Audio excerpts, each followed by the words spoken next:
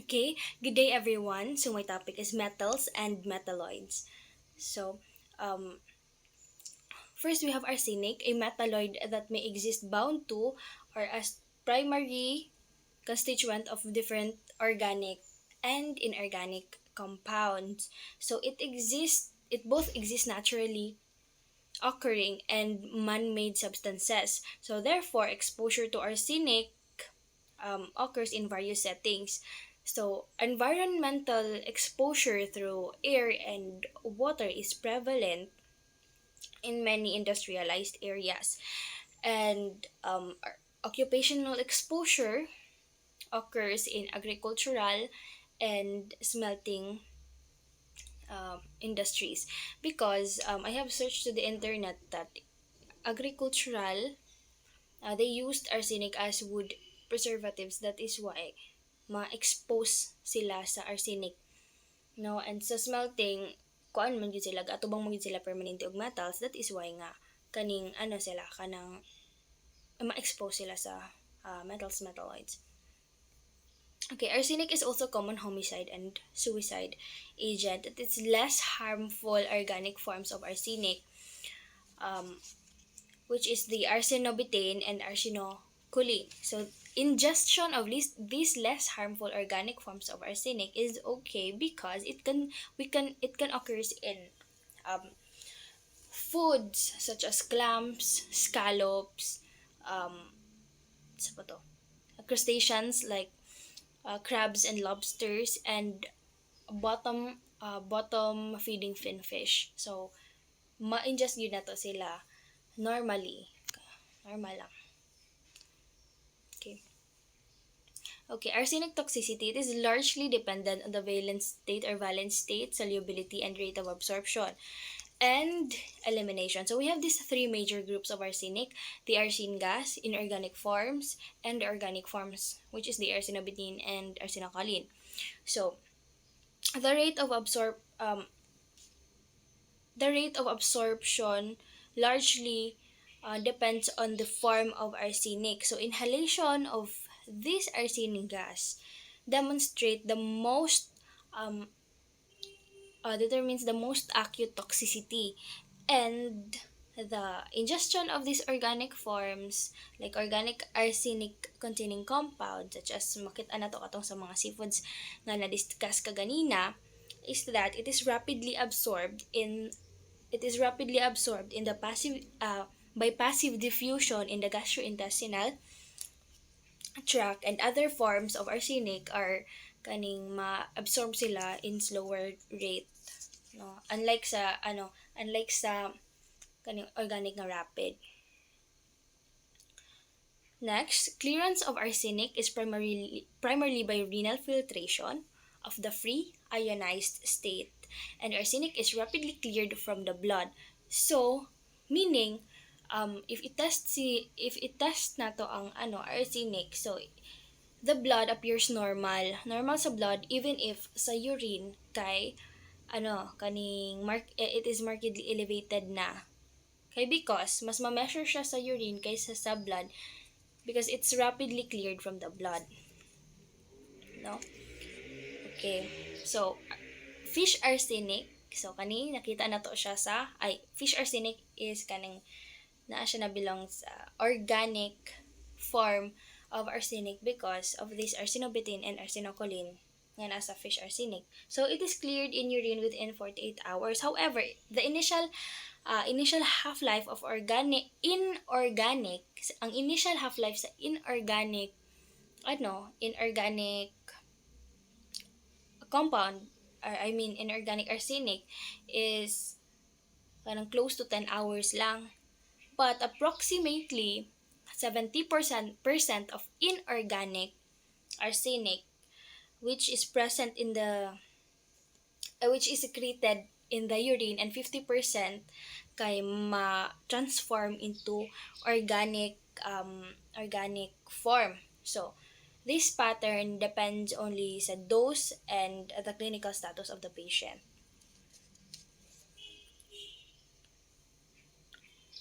Okay, so chronic toxicity of arsenic, it can be due to low-level persistent exposure that may lead to bioaccumulation of or increased body burden of this metal.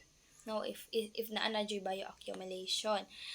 And okay, arsenic expresses toxic effects by high affinity binding of thiol group in proteins. So arsenic will bind to proteins, and many proteins are capable of binding arsenic. So the toxic symptoms of arsenic poisoning are non-specific, and arsenic binding proteins often results in a change in protein structures and functions. So therefore this can reduce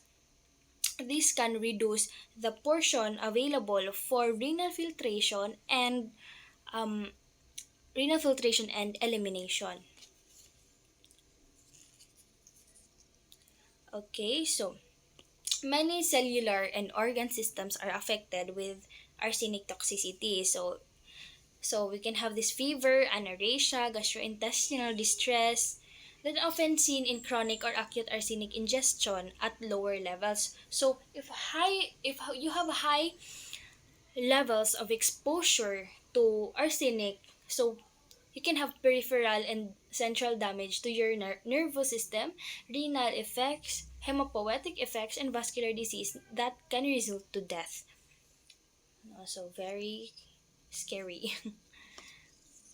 Okay, analysis of arsenic. It is most commonly performed by atomic absorption and spectrophotometry. So, most forms of arsenic are only detectable in the blood for it is only detectable in the blood for hours lang. But no, detectable lang siya sa blood for hours. Mabuto giingon ka ganina, it is rapidly na mawala sa blood ang arsenic. So, more than 90% of arsenic exposure is recovered in the urine within 6 days. So, within 6 days, naa gihapon ang arsenic, mabalaan gyapon na to siya. Ang nga na-expose ka sa arsenic for 16 days. And then, it made the urine as specimen of choice because siya may mas makadetect ni arsenic for a long kaning murag dugay-dugay nga panahon nga na-expose na ka sa kuan. So some toxins pod bind to sulfhydryl groups in keratin found in our hair, fingernails. So, long-term exposure to some toxins may also be assessed in these tissues, such as hair and fingernails. As I repeat, no. So, next. Okay, so in arsenic poisoning cases, distinct white lines can be observed in the fingernails. Kay ano man, 'di ba? Ingon siya kay affected um ang toxins kay mo bound sa sulfhydryl group which is found in sulfhydryl groups in keratin na makitaan siya sa nails and sa ato ang hair. So, next is our cadmium. Cadmium. So, it is a metal found in many industrial process with its main use being in electroplating and galvanizing. So, though it is also commonly na ma-encounter na to during sa mga mining, sa mga processing of other metals, no? Bahalag makita na to sa mga mining because I have kaning na-hear na ko before nga kanang mga quarry like press anang sa Holcim, they mangita sila yuta nga murag I think non-metal mas siguro lang gigamit ana or metals o wala I'm not sure, pero 'di ba na makita sila sa mga mining and sa soil. So but a pigment found in paints and plastics and is the cathodal material of nickel cadmium batteries. So mana dito makita siya sa paints and plastics. So this element has become significant environmental pollutant sa ato because cadmium binds strongly to inorganic matter and where it is immobilized in the soil. So na siya sa soil and it is taken up by agricultural crops. For example, tobacco leaves accumulate cadmium from the soil. So daghan cadmium sa tobacco leaves na from soil. So regular use of tobacco containing products is common route of human exposure. So, okay, cadmium smoking is estimated uh, to at least double the lifetime body burden of cadmium. So, for non-smokers naman, na ma-expose sila through consumption gihapon. So, excuse me. So, ang cadmium, ma-ingest gihapon nato siya pareha sa arsenic na makita nato sa mga seafoods. But dili lang seafoods, makita nato siya sa potatoes, sunflower seeds, ang cadmium. So, mo na ma-ingest nato. Excuse me. So, cadmium expresses its toxicity primarily by binding to proteins. So, the same with arsenic, magbind yapon siya sa proteins and it can also bind to other cellular constituents. No. Okay. Cadmium distributes throughout the body. No, si cadmium ma-distribute unsa magid atong kaunon, ma-distribute magid throughout the body, but it has a tendency to accumulate in the kidney where most of its toxic effects are expressed. Kuyaw. So, okay, the early findings of cadmium toxicity, no, sa early findings niya kanang it is manifested by the renal tubular dysfunction in which tubular proteinuria, glucosuria, and amino aciduria are typically seen. Okay, cadmium, we have this itay-itay disease. No, it is characterized by severe osteomalacia, severe osteomalacia and osteoporosis from the long-term consumption of cadmium containing rice. Kaya di ba sa yuto man itanong man nato dito si rice. So if ang rice is nag-contain og cadmium, so long term nato consumption ana nga rice, maka-cause gyud sa atong itay-itay. I'm not sure sa term, but this disease. Okay? So, elimination of cadmium is very slow. Unlike atong organic sa arsenic nga rapid. So, very slow ang iyahang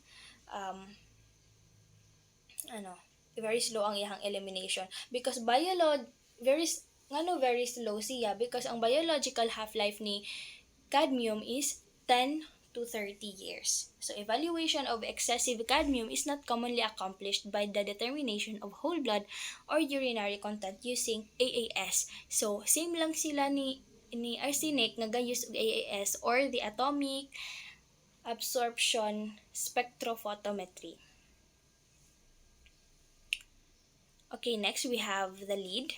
So, it is a byproduct or component of many industrial processes which has contributed to its widespread presence in the environment. So,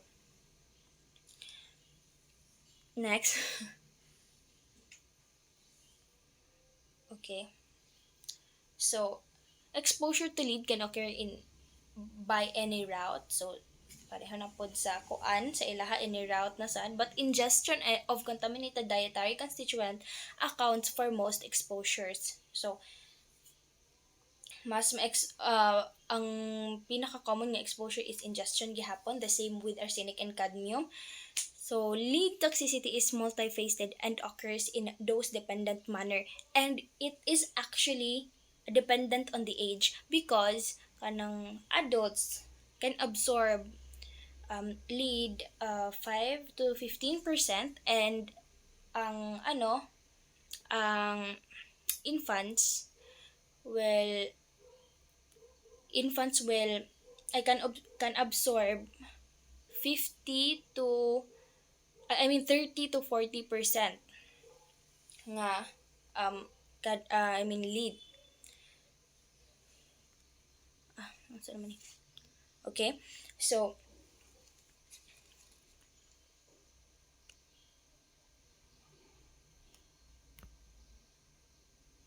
okay. So next is that um ay dili pa di. So, absorbed lead binds with high affinity to many macromolecular structures that widely distributed throughout the body. And we have this, di ba, they are widely distributed throughout the body man kay kung saan po datong ma-ingest, makuan lagi na to ma-absorb throughout the body. So we have these two theoretical compartments sa ato ang um, lead, which is and the bone and our soft tissues. So, ang half-life ni bone is 20 years while tissue, kang soft tissue is 120 days lang. So, we have this lead exposures occurs I mean causes lead exposures causes encephalopathy. No, it is the enlargement of the brain and severe poisoning. It can lead to severe poisoning and can result to convulsions and coma. So, grabe kayo ang toxic sa lead na makalead siya coma and convulsions. So, lead is also potent inhibitor to many enzymes that can lead to a lot of toxics because it affects the lead it affects the enzymes as it binds to protein, syempre protein enzymes. So it can inhibit enzyme activation, mga enzyme nga ano, mga maka-help sa body. And then it has an effect on heme synthetic pathway, no? And the result of that heme synthetic pathway is anemia. So anemia, 'di ba? It is related to hemachuchu. So ang anemia is the result of inhibition of heme synthetic pathway. Next is the elimination. Elimination of lead occurs primarily by renal filtration, but the elimination rate is slow. It is slow because only small fraction of total body lead is present in the circulation. So, bantog, kung iyahang elimination rate, slow. Okay, lead. So, the treatment of lead poisoning involves cessation of exposure and treatment with therapeutic chelators such as ethylene diamine tetraacetic acid or EDTA and dimercaptosuccinic acid. I'm not sure sa pronunciation, but this treatment is capable of removing lead from the soft tissues and bone by forming low molecular weight. And efficacy of this therapy is monitored by determining the urinary concentration of the lead. So, meaning, ang urine gyapon ang atong ginagamit to monitor the efficacy sa lead nga as treatment for lead poisoning. So, okay. So, the assessment of total body burden of poisoning is best evaluated by qualitative determination of lead concentration in whole blood. So, dire, mas ma-determine siya sa lead concentration in whole blood, and we have these methods of to determine the lead concentration. It is the chromogenic reactions, anodic stripping, voltammetry methods, but they are lack sufficient analytical sensitivity. Okay. Okay, next. Okay, this is the last ay, okay. Lead na pa lead maka-ano na to ang lead, ma-measure na to ang yung environmental levels by X-ray fluorescence. and it is non-biological samples such as soil and food. So, ma-measure na tong yung environmental levels sa non-biological samples by X-ray fluorescence.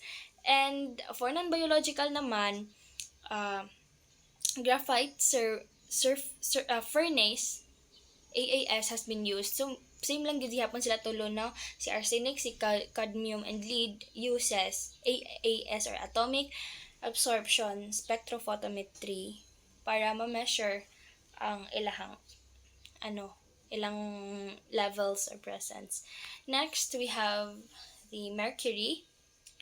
It is a metal that exists in three forms: the elemental, inorganic salts, and component of organic compounds. So, elemental, which is a liquid room temperature. No, so we have mercury, most common reasons for toxic levels. So inhalation, accidental ingestion, and consumption of contaminated food. So these inhalation and accidental ingestion, these are the most common reasons for um, toxic levels. So inhalation and inhalation, yes, and accidental ingestion of organic and inorganic mercury. May reasons sa most common, and the consumption of contaminated food is the major source of exposure in the general population. Okay, so mercury, we have this elemental mercury that can be ingested without significant effects, and inhalation of elemental mercury is insignificant due to its low vapor pressure. We have this cationic mercury, it is moderately toxic, and we have organic mercury that is extremely toxic. So elemental mercury is not absorbed well because of its because it is viscous in nature, and the inorganic, it is partially absorbed, pero it has a significant local toxicity sa gastrointestinal gastrointestinal tract. And ang organic mercury, same sa organic as arsenic, no, they are absorbed rapidly and efficiently by passive diffusion. So ang organic ragay kuan ni magsanaol na lang ang uban. So primary factors determining toxicity is the gastrointestinal absorbance. So elimination of systemic mercury occurs primarily via renal filtration. So as you can observe, sila tanan ma-absorb sila sa renal filtration, and mag-use gihapon ta og urine for as specimen. So oh, so ang iyang elimination is low gihapon. Elimination of kaning mercury is low. And then okay, mercury. So mercury toxicity is a result of protein binding, which leads to a change of protein structure and function. So if mag-bind siya sa protein, so meaning the most significant result of this interaction ni mercury and ni protein is the inhibition of so many enzymes. So ma-inhibit na po niya ang mga enzymes, which can lead to mga angsya gyud sila. So walay kanang matoxic gyud. So okay, in severe cases man pud good, ang di ba mo grabe man ilang toxicity through binding sa protein. So in severe cases, this can cause shock and death. So grabe na jud. So analysis of mercury is by AAS gihapon, the same with other metals and metalloids. Now we can, very important din sa AAS, atomic absorption spectrophotometry using blood or an aliquot of 24-hour urine specimen, or a nodal stripping voltammetry. No? So, analysis of mercury by AAS requires special techniques as a result of kaning volatility of elemental mercury. So, since kuan man volatile or viscous kay si elemental mercury, so ang magtas jud ani dapat jud na ay technique para ma-measure gyud niya og sakto. So that's all, and thank you.